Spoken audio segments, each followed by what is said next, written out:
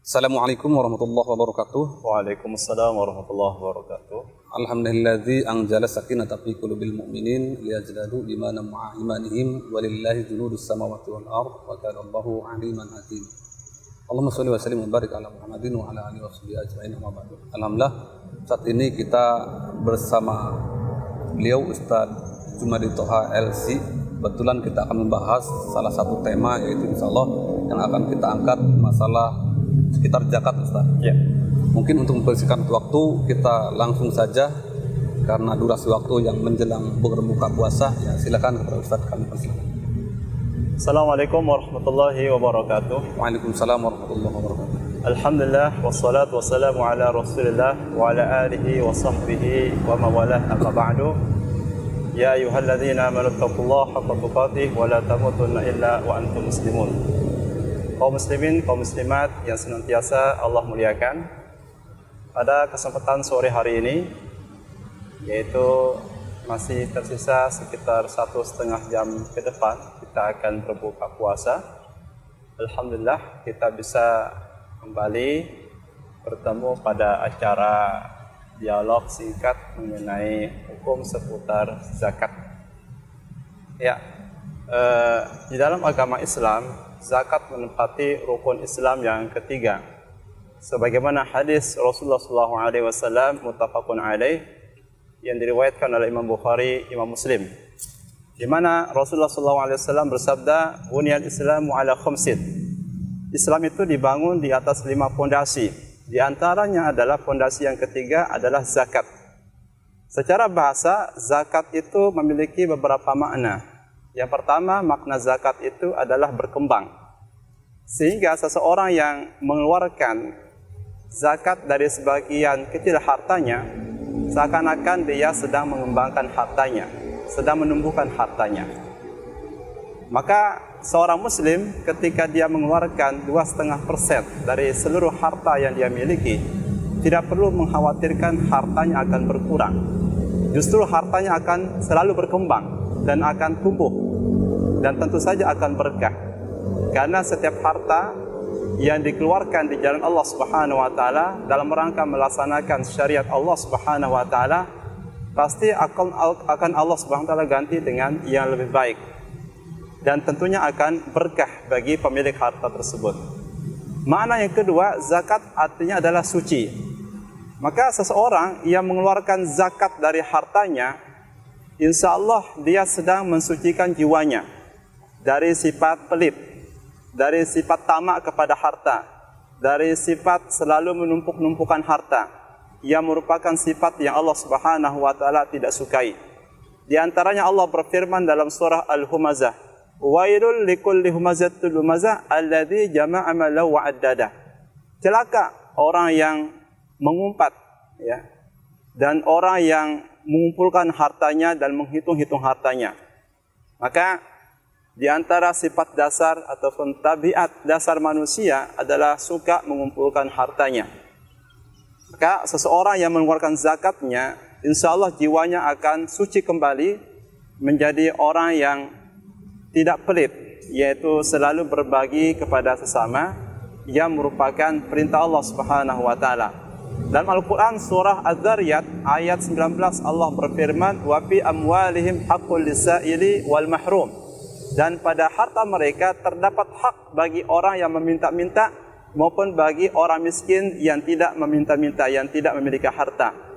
Maka harta yang kita keluarkan sebagai zakat yang wajib itu merupakan hak hakikatnya bagi orang miskin, bagi fakir, dan bagi 8 kelompok lainnya yang Allah Subhanahu wa taala sebutkan dalam surah At-Taubah ayat 60. Di dalam surah At-Taubah ayat 60 Allah berfirman, "Innamas shadaqatu lil fuqara'i wal masakin wal mu'allafati qulubuhum wal gharimin wa fi sabilillah wa bin sabil." Zakat itu hanyalah bagi orang-orang fakir. Yang pertama disebutkan di sini adalah orang-orang fakir, kemudian yang kedua adalah orang miskin, yang ketiga adalah orang yang berhutang, kemudian yang keempat adalah orang yang budak, ya, ataupun hamba sahaya, kemudian orang yang berhutang, kemudian fisabilillah ibnu sabil, dan seorang yang mu'allaf, ya. Baik, itu di antara makna zakat. Kemudian dalam agama kita juga dikenal adanya pos harta yang bisa kita isi manakala kita tidak terpenuhi syarat untuk mengeluarkan zakat, ya.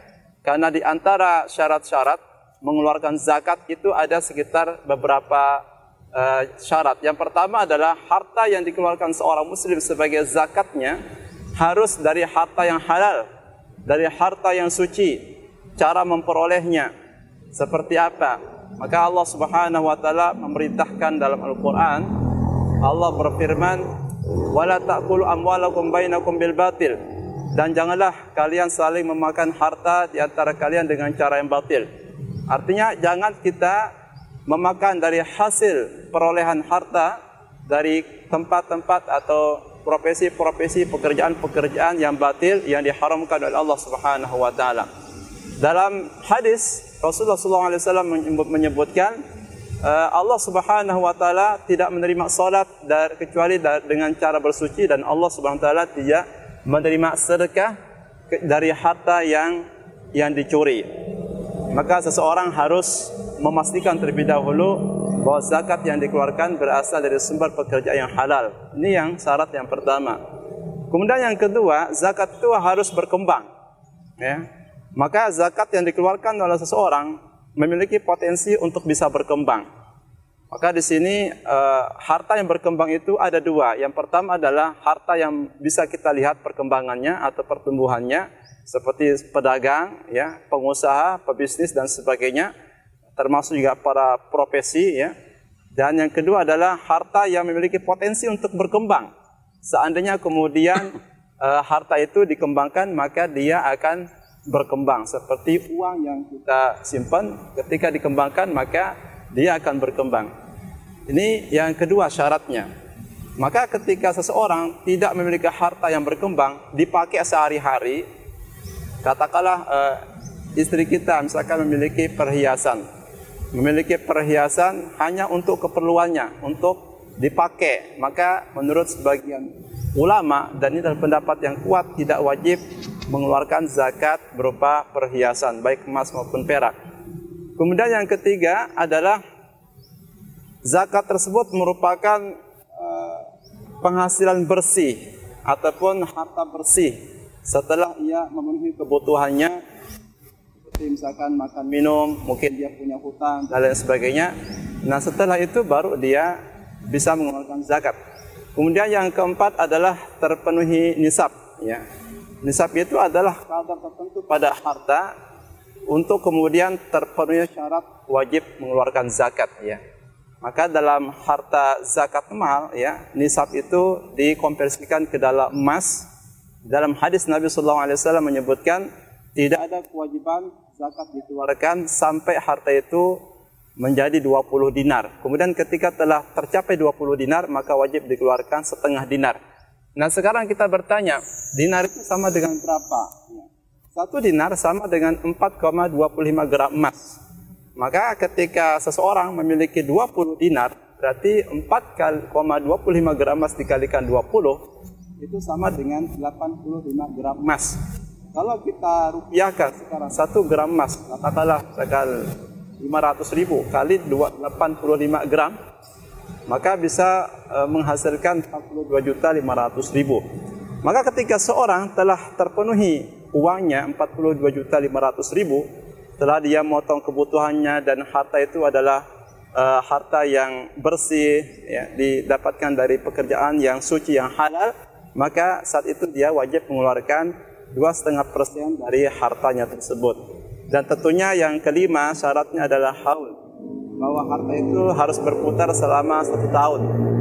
Nah, ini adalah 5 syarat seseorang yang harus terpenuhi pada hartanya untuk kemudian wajib mengeluarkan zakat. Kemudian di dalam Al-Quran maupun hadis juga kita pernah mendengar ada makna sedekah. Kata-kata sedekah juga disebutkan oleh Al-Quranul Karim, ya. Seperti dalam surah At-Taubah ayat 60 tersebut. Maka sedekah dalam ayat ini maknanya adalah sedekah wajib, yaitu zakat itu sendiri. Kemudian kita mendengar ada kata-kata infak yang disebutkan Al-Quran ya. Seperti dalam surah Ali Imran Allah berfirman, "Lan tanalul birra hatta tunfiqu." Kamu tidak akan mendapatkan kebaikan sebelum kamu menginfakkan dari sebagian harta yang kamu cintai. Maka di sini kita perlu untuk memahami apa makna zakat, sedekah dan infak ya. Kalau infak itu artinya adalah secara bahasa artinya adalah keluar. Maka seseorang yang berinfak adalah seseorang yang mengeluarkan sebagian hartanya di jalan Allah Subhanahu wa taala. Infak ini memiliki beberapa pengertian. Yang pertama adalah infak yang bersifat wajib, maka kembali kepada zakat yang wajib. Yang kedua adalah infak yang bersifat wajib namun selain daripada zakat, seperti kewajiban seorang suami menafkahi keluarganya, menafkahi istri dan anak-anak, memenuhi kebutuhan mereka, kebutuhan pangan, sandang, papan, pendidikan dan seterusnya. Kemudian yang ketiga adalah infak yang bersifat tidak wajib, yaitu kembali kepada sedekah. Adapun sedekah adalah ya lebih luas maknanya. Tidak hanya bersifat materi, tetapi juga hal-hal lain yang memiliki manfaat bagi orang lain. Ya, seperti kita bersedekah dengan ilmu, bersedekah dengan tenaga, bersedekah dengan senyum bahkan ya. Dalam hadis Nabi sallallahu alaihi wasallam menyebutkan senyumnya kepada saudaramu adalah bentuk sedekah. Ya. Kemudian apa konsekuensi bagi orang yang tidak melaksanakan atau mengeluarkan zakatnya? Kita tahu bahwasanya zakat itu merupakan syariat yang Allah wajibkan kepada kaum muslimin setelah terpenuhi syarat-syarat untuk mengeluarkan zakat dari 5 perkara tadi. Yaitu hartanya harus suci, kemudian berkembang, kemudian mencapai nisab 85 gram emas, kemudian juga haul, dan juga harta tersebut adalah dikuasai secara penuh ya. Jadi tidak ada orang lain yang berserikat pada hartanya, tapi dia kuasai secara penuh hartanya tersebut. Maka ini juga syarat lain daripada harta wajib zakat ya.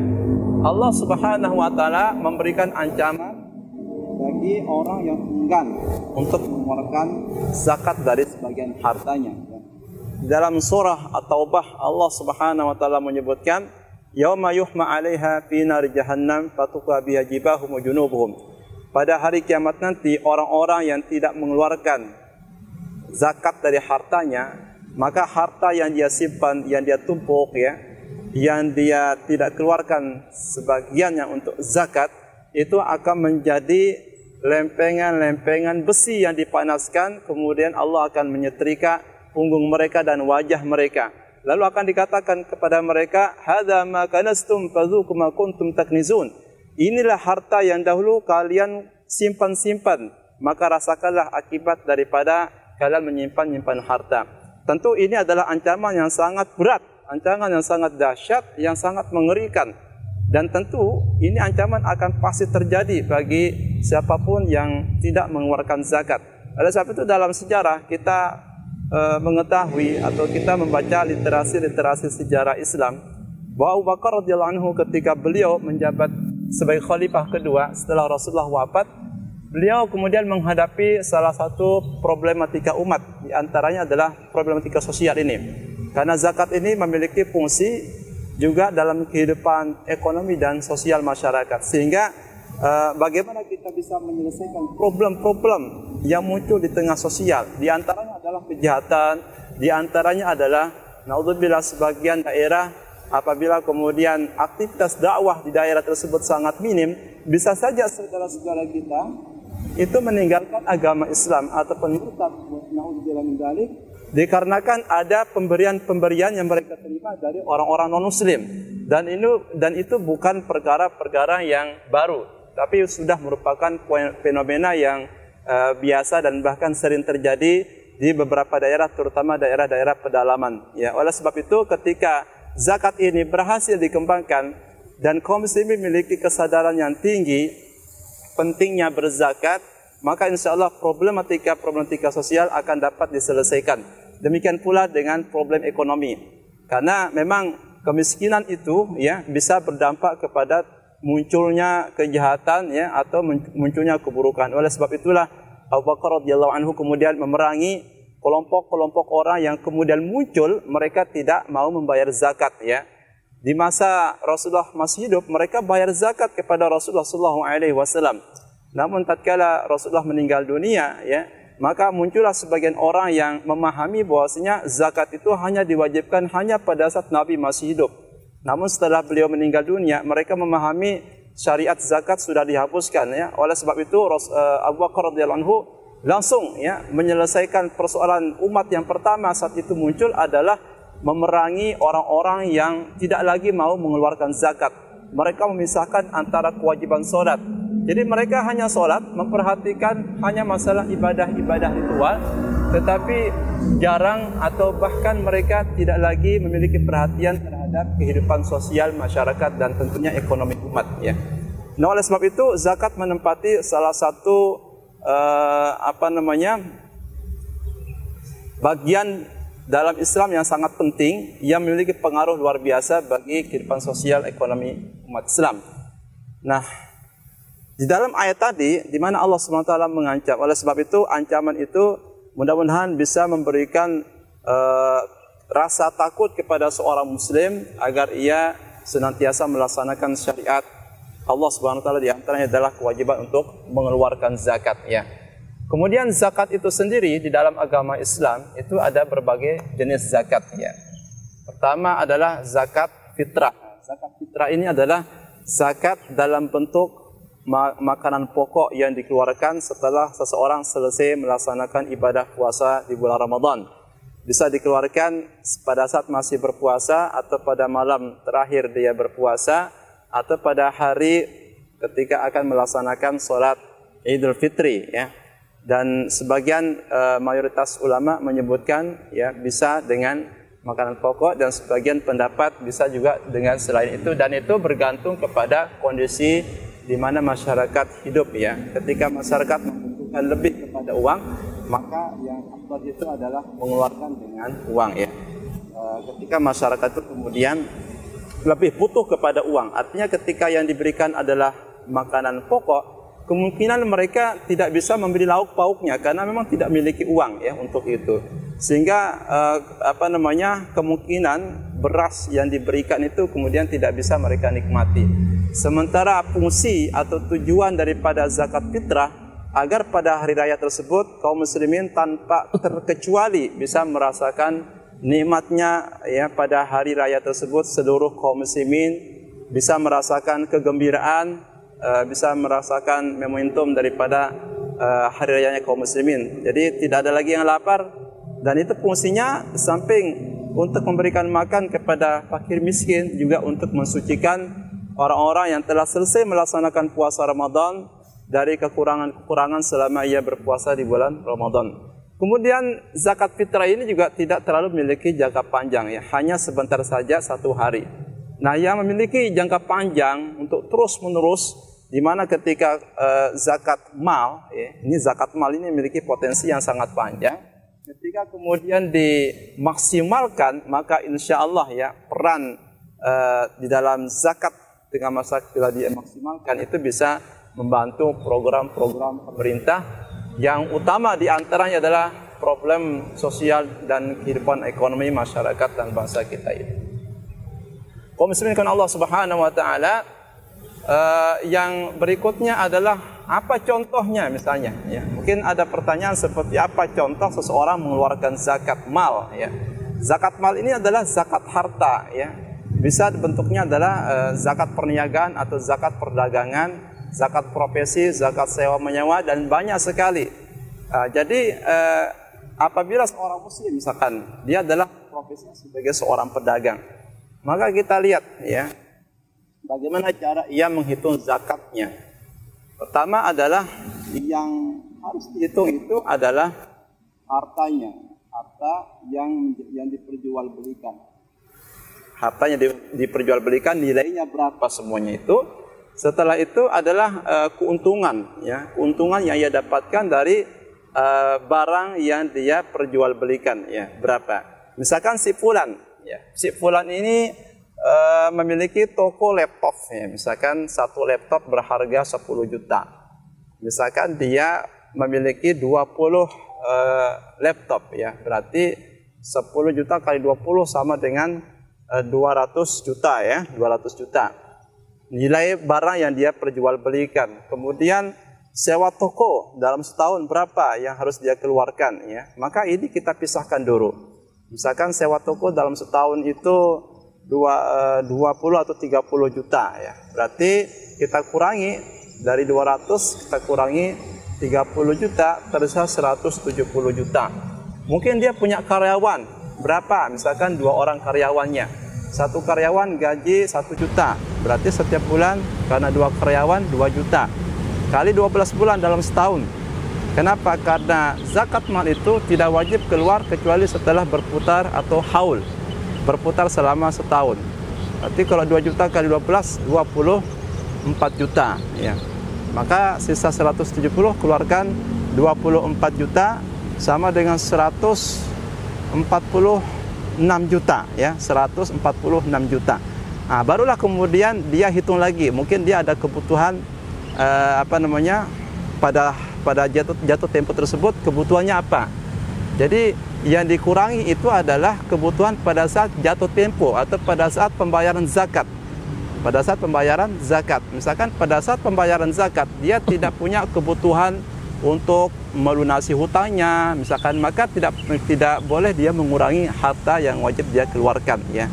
Tetapi ketika dia memiliki kebutuhan untuk melunasi hutang, pada saat waktu bayar zakat itu tiba, bolehlah kemudian seseorang mengurangi dari harta zakatnya ya untuk melunasi hutangnya. Katakanlah di sini tidak ada lagi yang tersisa dari kebutuhannya seperti melunasi hutang dan lain sebagainya.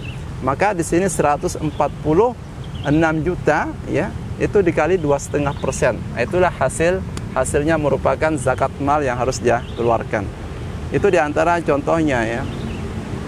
Terus dan, ini Ustaz, potong sedikit ya.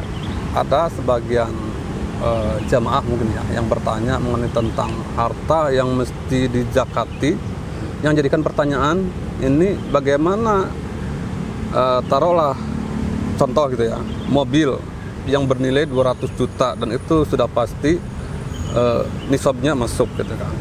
Terus kalau seandainya sampai 1 tahun putaran 1 tahun sehingga jadi haul, yang jadi pertanyaan adalah ketika mobil itu satu dikomersilkan, yang satunya lagi nggak dikomersilkan. Yeah. Dalam artian yang satu katakanlah jadikan ya alat transportasi, kalau memang seperti bus mungkin ya. Yeah. Bagaimana antara yang dikomersilkan dan yang tidak? Yeah. Silakan Ustaz. Yeah. Ya, ada 2 mobil, satu untuk dipakai sehari-hari oleh pemiliknya, yang satu adalah untuk dijadikan sebagai usaha. Tentunya akan berputar, akan berkembang, sebagaimana makna zakat itu sendiri adalah tumbuh. Maka harta yang wajib dikeluarkan zakatnya adalah jenis harta yang dikembangkan, yang ditumbuh kembangkan ya. Seperti misalkan menyewa mobil. Misalkan dia memiliki 5 buah mobil yang semuanya dijadikan sebagai usaha ya. Taksi atau misalkan Grab dan lain sebagainya. Maka kita hitung berapa keuntungan yang ia dapatkan dalam 1 bulan. Kemudian dikurangi dengan katakanlah untuk memberi gaji kepada karyawan-karyawannya dan untuk kebutuhan mobil itu sendiri, katakanlah servis dan lain sebagainya. Katakanlah misalkan setiap mobil dalam sebulan bisa menghasilkan 1 juta. 1 juta atau 2 juta, misalkan dalam sebulan 2 juta. Kemudian dalam setahun, karena 5, berarti kalau misalkan 2 juta, 5 juta, berarti ada 10 juta.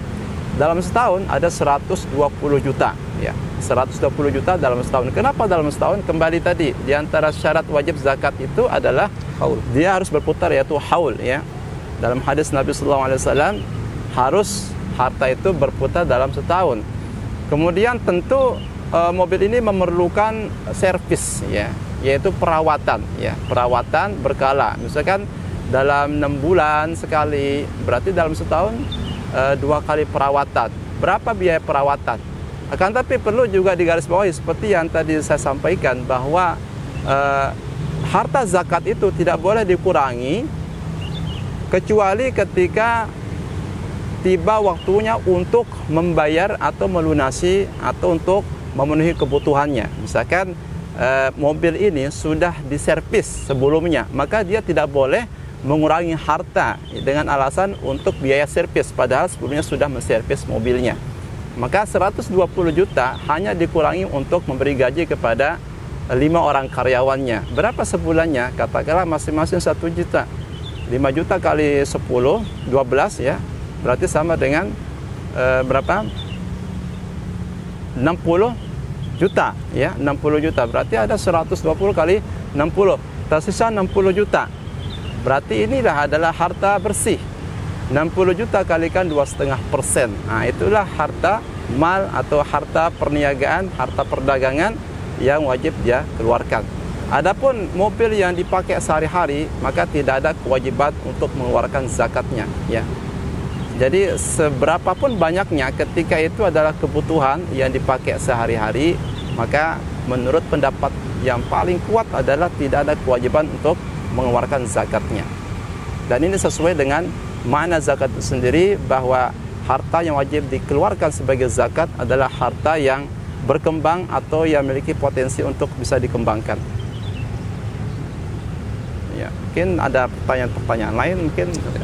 Ini yang bersangkutan mengenai tentang mungkin yang bersangkutan dengan masalah ibadah ritual kita. Ya. Karena seakan-akan terkadang tidak sedikit orang yang melaksanakan ibadah yang bentuknya mahdoh ya, ritual, sholat, mungkin ya haji atau ya dari syahadat, sholat, haji dan saum atau puasa dan haji itu semuanya dipenuhi. Akan tapi terkadang ada mungkin sebagian orang yang terkadang zakatnya diabaikan gitu. Konsekuensinya seperti apa Ustaz bagi orang yang tidak menunaikan zakat? Iya. Orang yang tidak menunaikan zakat itu memiliki dua alasan ya. Yang pertama adalah karena memang tidak terpenuhi syarat wajib mengeluarkan zakat ya. Seperti misalkan dia adalah orang yang tidak terpenuhi nisab ya. Dia hartanya dalam setahun tidak sampai 85 gram emas. Itu kurang atau di bawah itu semua. Atau bahkan mungkin dia termasuk golongan orang yang berhak untuk menerima zakat ya. Seperti kalau orang dia miskin atau fakir, kalau orang yang terlilit dengan hutang dan lain sebagainya. Ini yang pertama, maka dia tidak ada kewajiban untuk membayar zakat malnya. Yang kedua adalah seseorang dia memiliki kemampuan atau dia sudah terpenuhi syarat untuk mengeluarkan zakat wajib, zakat mal, zakat perniagaan, perdagangan dan sebagainya. Mungkin juga zakat bisnis, zakat perusahaan dan sebagainya. Tapi ia tidak mengeluarkan. Mungkin kita menemukan ya alasan kenapa tidak mengeluarkan zakat. Dia bilang, saya sudah banyak berinfak. Saya sudah banyak bersedekah kepada fakir miskin, kepada yatim piatu. Saya sudah mengundang banyak orang datang ke rumah memberikan mereka makan. Maka itu sudah cukup ya. Jadi tidak perlu lagi keluarkan zakat. Maka ini adalah kesalahpahaman ya sebagian masyarakat ketika mereka sudah bersedekah, berderma, tapi bukan dalam bentuk ya sedekah wajib. Maka zakat tidak gugur hanya gara-gara seseorang itu kemudian bersedekah atau berimpak katakanlah untuk pembangunan masjid, majelis ta'lim, atau untuk pembangunan sekolah-sekolah ya dan lain sebagainya, atau membantu fakir miskin, menyantuni yatim piatu dan sebagainya.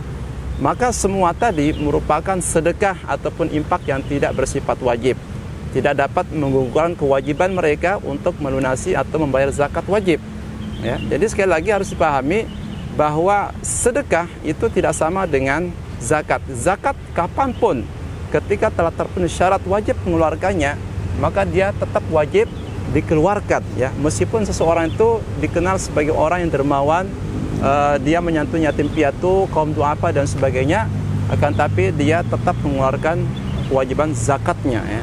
Sebagian orang ketika telah terpenuhi syarat untuk mengeluarkan zakat pada hartanya, mereka mengabaikan zakat ya, dengan alasan sudah banyak memberi bantuan kepada fakir miskin, yatim piatu, kaum duafa dan sebagainya. Bahwa semua itu bukan sedekah wajib yang berarti zakat ya, tapi semua itu adalah sedekah-sedekah sunnah. Dianjurkan, disunnahkan orang berbuat baik kepada orang lain dari harta yang dia miliki dalam bentuk sedekah, dalam bentuk impak di masjid, bangun majelis ta'lim, bangun sekolah, memperbaiki fasilitas-fasilitas umum dan sebagainya, yang pahalanya itu sangat besar. Tetapi kalau zakat ini adalah instrumen yang sangat berbeda, yang sudah diatur. Oleh sebab itu definisi zakat mal itu sendiri adalah harta khusus atau harta tertentu yang diwajib dikeluarkan pada waktu tertentu dan kepada golongan tertentu dengan syarat-syarat tertentu. Jadi pengertian zakat mal di sini lebih sempit dibandingkan dengan pengertian sedekah yang maknanya lebih luas, yang tidak hanya pada sektor harta benda, tetapi juga bisa mencakup bersedekah dengan tenaga, dengan ilmu dan lain sebagainya. Allah a'lam.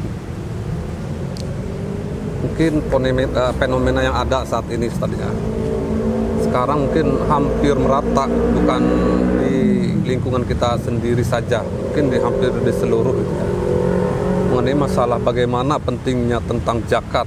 Dan tidak sedikit orang yang paham tentang ini, karena kita sering menjumpai jamaah atau warga gitu kan yang menunaikan zakat, menginfakkan atau mensodakohkan sebagian hartanya, akan tetapi terkadang ketika kita tanya bagaimana piantu atau jenengan tuh sudah zakat apa belum, atau nisab harta pian ada berapa, ketika kita bertanya kepada munfik gitu kan, orang yang berinfak, ternyata hartanya itu sudah melampaui batas daripada nisab gitu kan. Ternyata ketika sudah melampaui batas nisab, beliau itu belum mengeluarkan daripada zakat, akan tetapi hartanya itu hartanya itu dia tunaikan untuk alokasi lain yang bukan daripada zakat, yang nilainya lebih besar daripada zakat. Nah, bagaimana kiat-kiat kita untuk memahamkan hal ini kepada masyarakat, kepada umat, untuk daya sadar umat itu terhadap zakat bisa terbentuk gitu, atau bisa tumbuh gitu. Silakan Ustaz.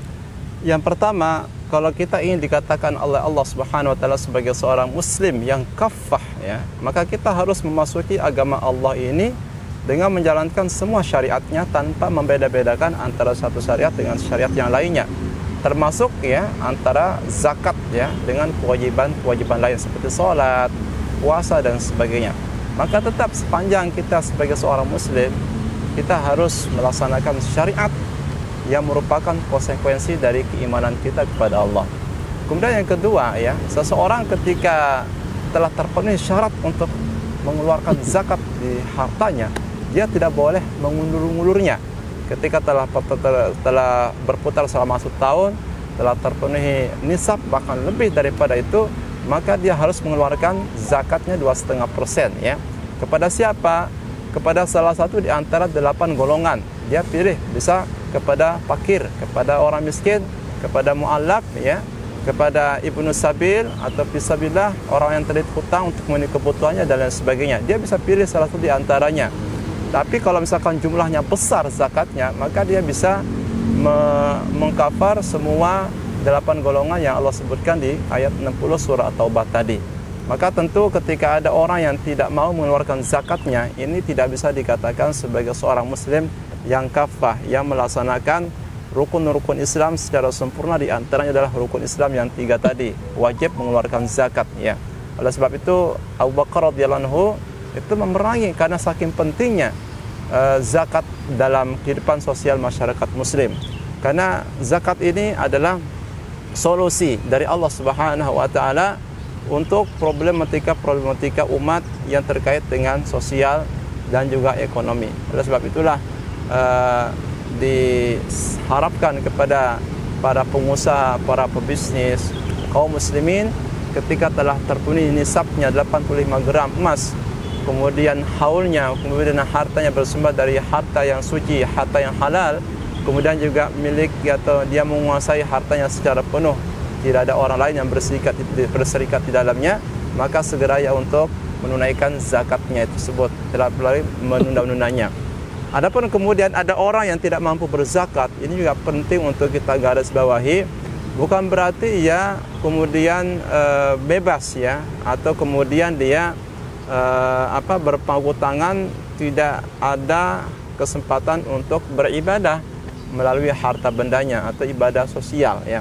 Di situ Allah SWT telah menyiapkan yang namanya infak, yang sunnah. Allah telah menyiapkan yang namanya sedekah. Oleh sebab itu kita sering mendengar kata lazis, yaitu lembaga zakat, infak dan sedekah. Karena di sini satu sama lainnya saling menutupi. Ketika seorang tidak terpenuhi kewajiban untuk berzakat, maka dia bisa mengalokasikan hartanya pada pos infak dan pada pos sedekah dan seterusnya, sehingga betul-betul semua ibadah yang terkait dengan harta, baik itu zakat, infak dan sedekah, dapat diakomodir oleh seorang muslim. Ini satu lagi. Ya. Tadi sempat disinggung mengenai masalah lajis ya, lembaga amil zakat, infak dan sedekah. Akan tapi fenomena yang saat ini berkembang di masyarakat, terkadang kita mungkin bisa saja secara umum halayak banyak orang memahami tentang amil dan panitia itu hampir itu diasumsikan sama itu kan, yang padahal itu sangat beda sekali kalau kita melihat dari Al-Quran itu. Nah, bagaimana kita menjelaskan mengenai perbedaan antara amil dan panitia kan gitu. Sekarang masanya nih, ketika ada bulan Ramadan datang, maka terbentuklah panitia gitu kan, panitia zakat katanya, yang padahal dalam Islam itu tidak ada istilah panitia gitu. Yang ada amil yang ditentukan oleh seorang ulil amri atau pejabat tertentu yang itu di-SK-kan dan ada masa jabatannya gitu kan. Bagaimana menjelaskan atau membedakan antara amil dan panitia, Ustaz, silakan. Iya. Ya, biasanya setiap mendekati Idul Fitri, orang sudah mulai mengumpulkan harta zakat fitrah ya, beras dan lain sebagainya. Kemudian satu hal juga yang tidak bisa dihindari adalah terbentuknya beberapa panitia yang bertugas untuk mendistribusikan sebagian zakat fitrah kepada orang-orang fakir dan miskin di hari raya Idul Fitri ya. Nah, dalam Al-Quran Allah Subhanahu wa Ta'ala menyebutkan amil di dalam surah Taubah ayat 60 tadi, wal amilina 'alaiha, dan orang-orang yang mengurusi atau orang-orang yang bertugas untuk menarik zakat dan sekaligus membagikan zakat kepada orang-orang yang berhak menerimanya. Karena di dalam surah yang sama atau ayat 102, Allah Subhanahu wa Ta'ala memerintahkan para amil atau para petugas penarik zakat untuk menarik zakat dari sebagian masyarakat muslim yang kaya atau yang memiliki kecukupan harta. Allah berfirman, khudh min amwalihim, ambil dari sebagian harta mereka. Maka pelajaran yang bisa didapatkan ya oleh kita, terutama kita sebagai yang bekerja di lembaga zakat, sebagai petugas zakat dan sebagainya, adalah pentingnya kita proaktif. Pentingnya kita mengaktifkan dengan memanfaatkan instrumen-instrumen seperti iklan dan lain sebagainya, mungkin edukasi-edukasi untuk masyarakat agar potensi zakat yang bisa diharapkan itu bisa dimaksimalkan oleh kita. Nah, amil itu adalah petugas zakat yang tugasnya adalah untuk menarik zakat yang ditunjuk oleh ulil amri, seperti sekarang misalkan Basnas, ada Badan Zakat Nasional yang merupakan mitra pemerintah kita Indonesia yang khusus mengurus masalah zakat, infak dan sedekah ya, yang ditunjuk ya secara resmi oleh undang-undang ataupun oleh badan hukum resmi pemerintah. Ya. Jadi di sini ditugaskan untuk mengambil zakat atau menjemput zakat, sekaligus untuk mendistribusikan zakat-zakat yang sudah berhasil dikumpulkan dari masyarakat Indonesia gitu ya. Kemudian panitia ini adalah orang-orang atau sekumpulan orang yang memang ditunjuk oleh lembaga zakat yang juga memiliki fungsi yang sama ya, menarik zakat yang mendatangi kaum muslimin, terutama kita lihat fenomena seperti menjelang Idul Fitri atau hari raya Idul Fitri itu, kemudian mereka mendata ya orang-orang yang biasanya mengeluarkan zakat fitrah, kemudian mendata orang-orang yang berhak untuk mendapatkan zakat fitrah ya di lingkungan RT, RW, lurah dan sebagainya. Jadi memiliki fungsi dan peran yang sama, yaitu sama-sama menarik zakat dan sama-sama juga mendistribusikan zakatnya kepada masyarakat. Jadi dari masyarakat kembali juga kepada masyarakat dari golongan yang berhak menerimanya. Wallahu alam. Biasanya kan kalau istilah panitia itu ada acara, setelah beres acara sudah bubar gitu. Oh iya. Iya betul. Nah, jadi terkadang kita terbentur dengan hal-hal yang sifatnya seperti ini gitu. Lebih lebih ke kayak model ada perlombaan, setelah perlombaan rapi bubar sudah tanpa ada kesinambungan atau tindak lanjut. Iya. Gitu. Nah, ini yang penting dicatat atau digarisbawahi, bahwa seharusnya yang bertugas sebagai amil atau panitia zakat itu adalah orang-orang yang memang sudah bekerja sejak lama atau memang sudah bertugas sebelumnya, ditunjuk secara resmi oleh lembaga yang terkait ya, lembaga ZAS, zakat infak sedekah ya, ZIS dan sebagainya. Jadi ini tidak kemudian datang hanya pada saat Idul Fitri atau pada saat waktu untuk menarik zakat itu sudah dekat ya. Maka di sini amil itu adalah mereka yang ditugaskan secara resmi oleh lembaga terkait. Jadi dia ada SK atau surat keputusan ya untuk bertugas menarik zakat dan mendistribusikan zakat.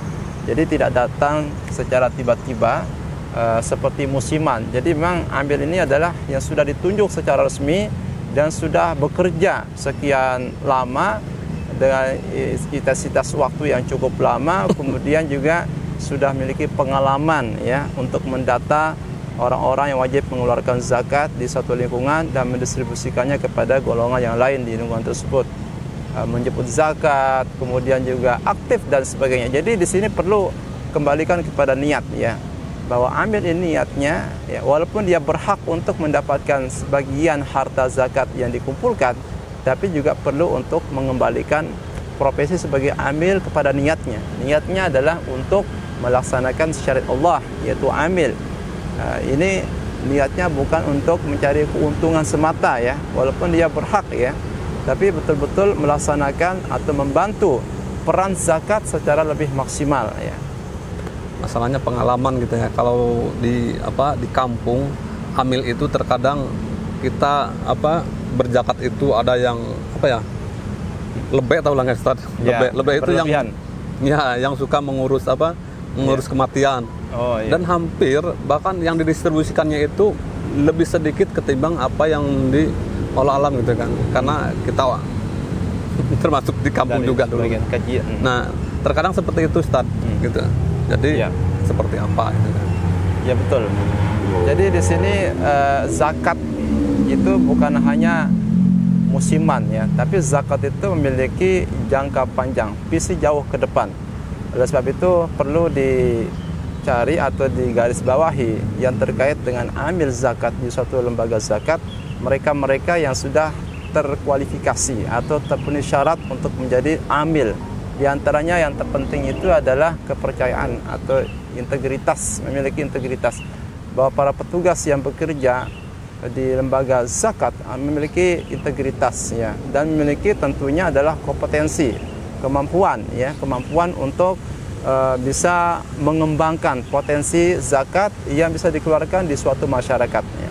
Di masyarakat ini kira-kira berapa potensi zakat yang bisa dimaksimalkan seandainya bisa memainkan peran mereka secara lebih maksimal dengan memainkan instrumen-instrumen sosial seperti misalkan berbagi kepada fakir miskin, menyantuni yatim piatu dan lain sebagainya. Itu semua bisa meningkatkan kesadaran masyarakat untuk berzakat ya. Atau juga bisa melalui menggunakan teknologi atau edukasi yang bisa disampaikan kepada masyarakat di majelis ta'lim, di masjid dan lain sebagainya tentang urgensinya bagi seorang muslim mengeluarkan zakat ya. Karena itu ada beberapa syarat ya yang harus diperhatikan oleh suatu lembaga zakat ketika mempekerjakan seorang amil atau petugas zakat. Di antaranya yang paling pokok adalah kepercayaan ya. Dipercayakan untuk bisa mendistribusikan zakat, menarik zakat, kemudian juga memiliki kompetensi ya, dan juga tentunya memiliki visi jauh ke depan ya, sehingga bisa mengembangkan suatu lembaga zakat menjadi lebih maksimal untuk menarik zakat dari waktu ke waktu. Nah, ini ada lagi Ustaz. Sekarang kan tadi sudah disampaikan oleh Ustaz mengenai masalah pengalokasian ya, atau pendistribusian yang sudah ditetapkan dalam surat At-Taubah. Salah satunya tadi secara prioritas adalah lil fuqara wal masakin wal amilin, teruskan aja. Adapun secara prioritas fuqara wal masakin atau fakir miskin. Akan tetapi terkadang ada gitu kan, karena kita apa istilahnya ya, ada saja sebagian orang yang terkadang ditokohkan ya, yang beliau itu punya apa istilahnya, punya pengaruh lah sosial, ya? Pengaruh sosialnya besar, sehingga terkadang bukan intervensi sih, terkadang apa memberikan pandangan yang menurut kita itu sudut pandangnya terkadang bukan melampaui batas, apa ya bisa dikatakan melampaui batas atau keliru. Ya, alokasi yang diperuntukkan untuk 8 asnaf itu terkadang keluar daripada yang sudah ditentukan 8 asnaf tersebut. Terkadang melalui jalur infrastruktur atau yang lainnya atau macam-macam. Nah, bagaimana hal seperti ini, menjelaskan hal seperti itu kepada masyarakat bahwa hal seperti ini boleh atau tidaknya gitu, Ustaz. Silakan. Iya. Yang pertama yang harus kita pahami bahwa mendistribusikan zakat mal itu harus kepada 8 golongan yang Allah sebutkan di ayat 60 surah At-Taubah. Orang fakir, orang miskin, orang mu'alaf, orang yang berhutang atau orang yang terlilit hutang, kemudian dalam rangka membebaskan budak, kemudian fisabilillah, kemudian ibnu sabil, dan orang yang ambil atau petugas zakat ya. Nah, di sini harus kita distribusikan, tidak boleh kita mendistribusikan di luar konteks yang telah Allah sebutkan di ayat tersebut ya. Misalkan fisabilillah, apa yang dimaksud dengan fisabilillah di sini? Maka fisabilillah itu adalah yang pertama dan yang paling utama adalah mereka yang berjihad di jalan Allah Subhanahu wa taala. Yang pertama adalah berjihad dalam bentuk fisik ya, memang berperang. Mereka mengorbankan jiwa mereka dan sebagian harta mereka. Maka ini yang harus diutamakan untuk menerima zakat mal ya. Karena mereka meninggalkan keluarga mereka atau bahkan membantu jihad itu sendiri ya. Jihad kaum muslimin tentunya ya. Kemudian yang kedua, fisabilillah ini adalah termasuk mereka para penuntut ilmu. Kenapa dikatakan fisabilillah? Karena dalam sebuah hadis Nabi sallallahu alaihi wasallam menyebutkan man talaba man kharaja min baitihi fi talabil ilm fa huwa fi sabilillah. Barang siapa yang keluar rumah dalam rangka mencari ilmu, maka dia keluar fi sabilillah di jalan Allah ya. Jadi mereka dikatakan berhak untuk mendapatkan zakat karena masuk dalam kategori fi sabilillah, karena mereka tidak lagi memiliki waktu untuk bekerja. Mereka tidak punya usaha-usaha atau bahkan tidak punya pekerjaan yang menghasilkan atau produktif. Mereka habis waktunya untuk mencari ilmu agama Allah Subhanahu wa taala. Maka ini masuk kategori orang yang berhak mendapatkan zakat mal ya, karena fisabilillah. Nah, kemudian adapun untuk pembangunan masjid ya dan lain sebagainya, jembatan atau apa sekolahan gitu ya, maka ini tidak dialokasikan dari harta zakat wajib, tapi dialokasikan semua itu ya, membangun infrastruktur, kemudian memperbaiki fasilitas umum dan sebagainya, dari infak yang bersifat tidak wajib ya, dari infak ataupun dari infak ya, infak masyarakat yang bersifat bukan zakat. Karena apa? Karena zakat ini sudah tertentu kepada siapa saja golongan yang berhak menerimanya dalam ayat 60 surah Taubah. Kemudian dari siapa zakat ini ditarik juga sudah tertentu golongannya. Kemudian harta benda yang merupakan zakat juga telah dijelaskan jenis-jenis hartanya, kemudian syarat-syaratnya dan juga waktunya kapan dikeluarkan juga sudah sangat ditentukan. Adapun infak, maka ada infak yang wajib ya, seperti zakat ya, kembali kepada zakat itu sendiri. Ada infak wajib tetapi bukan zakat, seperti nafkah seorang suami kepada istri anak-anaknya. Dan ada infak yang sifatnya sunnah, kembali kepada makna sedekah itu sendiri. Sehingga membangun jembatan dan lain sebagainya ini dialokasikan dari sumber infak ya, bukan dari zakat mal. Wallahu a'lam. Ya, mungkin perlu kita jelaskan tentang beberapa penjelasan mengenai ke-8 golongan yang Allah sebutkan di ayat 60 surah At-Taubah. Yang pertama, siapa yang dimaksud dengan orang yang fakir? orang fakir itu Allah sebutkan sebagai orang yang pertama berhak mendapatkan zakat mal.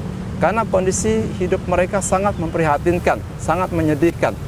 Mereka tidak memiliki penghasilan yang tetap untuk memenuhi kebutuhan pokok mereka. Terkadang mereka dapat di hari ini, terkadang sama sekali tidak mendapatkan apapun.